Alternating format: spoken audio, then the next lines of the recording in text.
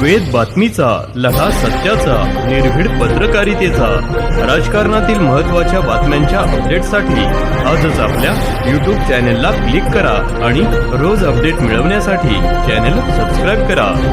नमस्कार, आपण पाहत आहात वेद बातमीचा. श्रीरामपूर रोडवरील साईनाथ नगरजवळ धावत्या कारला भीषण आग, कार जळून खाक.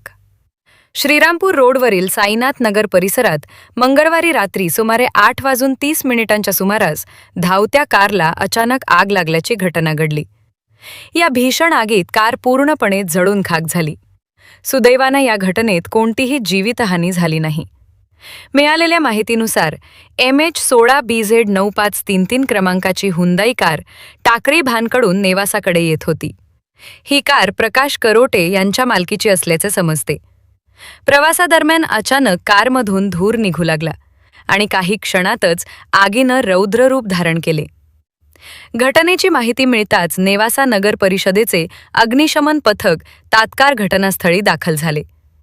अग्निशमन दलानं आग विझवण्यासाठी शर्थीचे प्रयत्न केले, मात्र आग मोठी असल्यानं कार पूर्णपणे जळून खाक झाली. दरम्यान भर रस्त्यात लागलेल्या आगीचा थरार पाहण्यासाठी नागरिकांनी मोठी गर्दी केली होती.